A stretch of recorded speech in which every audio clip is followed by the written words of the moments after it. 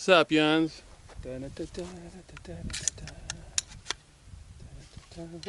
whoop, whoop, whoop, whoop.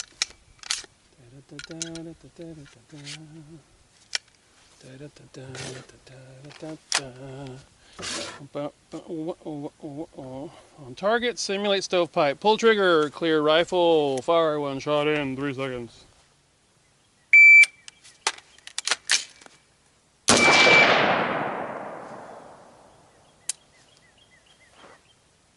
.97. I made it. I made it. I made it. I made it. That's the first time I've done that with this charging handle. That was kind of satisfying. That was kind of satisfying. Gotta be honest with you. Got to be honest with you. Yeah.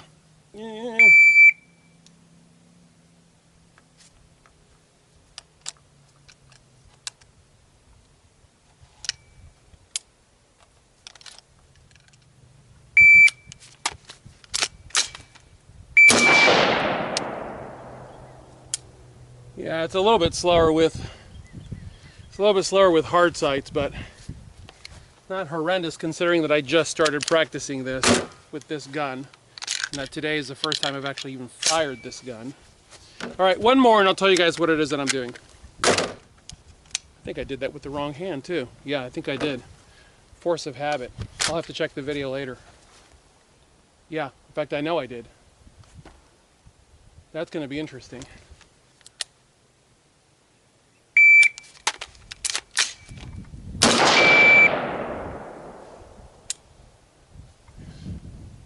.67. That was, you know what? Let's do that again. That was actually faster.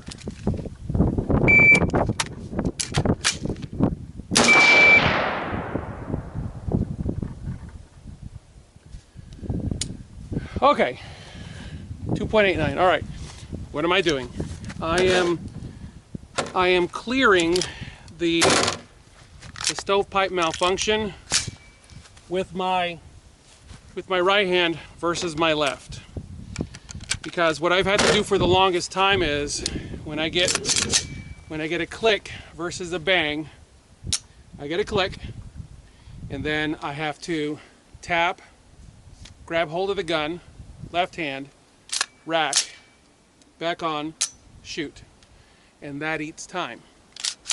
So what I did was I reached out to BCM 2 weeks ago, a week and a half ago, something like that. And I said, hey, would you guys mind sending me some of your ambi charging handles? And then, because I respect BCM and I don't want to completely run them in the ground, I actually went to my distributor and also bought some charging handles of my own, same kind. So anyways, BCM generously sent me several of these Gunfighter charging handles, and these are the ambis. Love them. I knew I'd love them because I've been running BCM charging handles forever. In fact, I've been running BCM charging handles since before it was cool to run BCM charging handles. And what I have found is that I am now having to retrain myself from decades from having to do the hopscotch, because I've got to either have to reach over and do this, which I've slipped off and cracked myself before, or I have to tap, rack, bang. And now I can actually tap, rack, bang. So it's a lot faster. It's a lot faster than it used to be. And there's one in the chamber. One of the other procedures that's done for this rifle standards is on target, empty chamber, tap, rack, bang in 2.40. So let's run that one for you cold. So that starts off with safety off, finger on the trigger.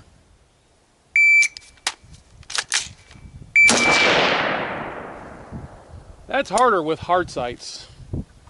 That's far more difficult with hard sights than with a red dot optic, but not an undoable thing if I work at it some. Like I said, this is quite literally the first time that I've run this gun. And it's been a learning process for me. Actually, that would be open already. So let's see here. 2.40. Okay, let's run it again. Guys, this is such a new thing for me to be able to do this. I've never run ambi charging handles, and I mean ever. In the 20 plus years that I've been running AR-15s, I've never allowed myself that indulgence because this is such a major departure from every other action that would have to be done on an AR-15 to manipulate the gun. And I didn't want to indulge myself with that because if I do a battlefield pickup, there's like a 98% probability that I'm not going to find an ambi charging handle on it. But then I realized, yeah, but I'm giving myself ambi safeties, ambi mag catches. Why wouldn't I do the ambi charging handle?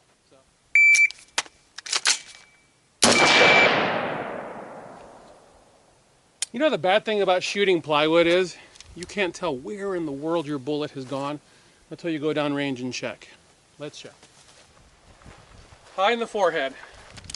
Did I make the time? Oh yeah, I did. 2.29. Because the time is 2.40 on this.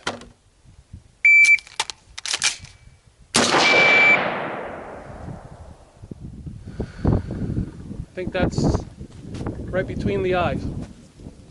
2.12. So now I'm actually getting down, I'm actually now below the desired time of 2.20. So yeah. So what was that, guys? What was that, 3 reps? 3 reps. So if you've got a good basis to work with, it doesn't take you long to reach proficiency on something.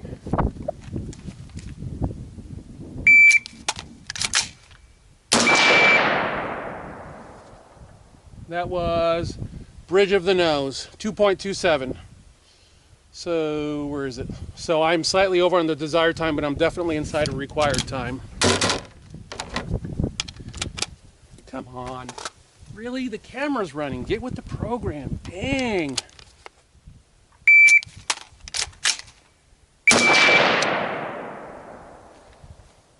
See, there I was trying to get the pretty shot and I missed my time, 2.45. So anyways, you guys get the idea of what it is that I'm after here. I'll leave you with this thought.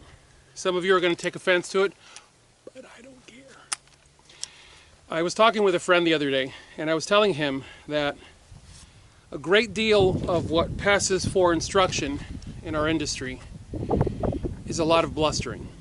And we don't have time for that in our industry.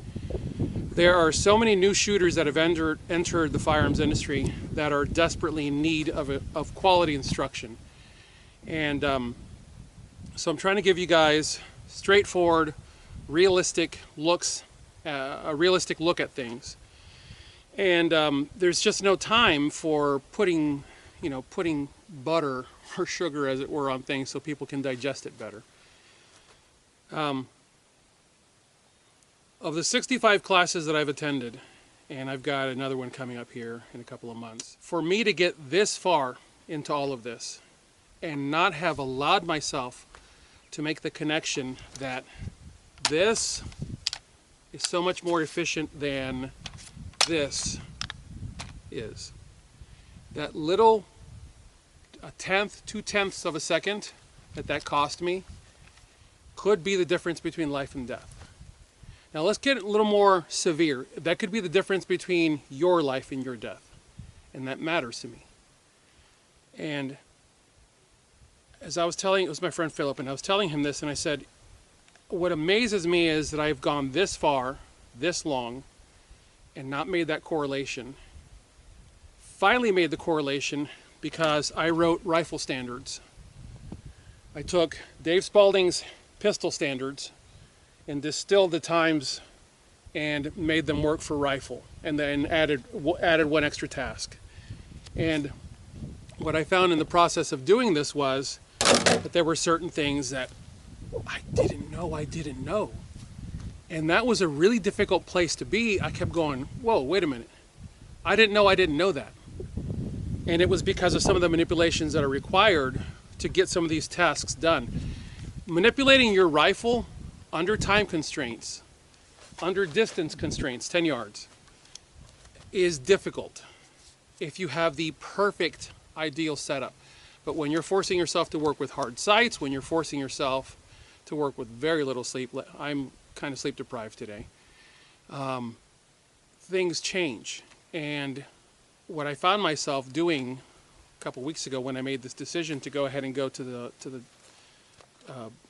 ambi charging handle, I realized if I, with all of my training and all of my official professional training, and then all of my years of honing the knowledge and turning it into wisdom on my own time, by rewatching the videos and relearning from the videos and then going back out on the range, making notations going on the range and working the skill sets. If I didn't know what I didn't know, what in the world makes you think that you know anything? That your entire, if you're the type of person whose entire training consists of watching YouTube videos and then trying dry fire techniques in your basement, is what you have convinced yourself is training, you're deluding yourself. And that is the butthurt part of this video, because I know someone right now is just getting, oh, and they paused the video and they've already gone to the comment section. They've called me a stupid head and they've punched me in the nose in effigy. And I say to you boldly and bluntly and rather painfully, with all my training, with all my experience, with all of my knowledge, if I somehow allowed something to go right by me and I didn't even know that I didn't know it, what in the world makes you think that you could possibly even have an inkling of understanding of what it is that I'm talking about if you don't put in the work? Put the work in, guys.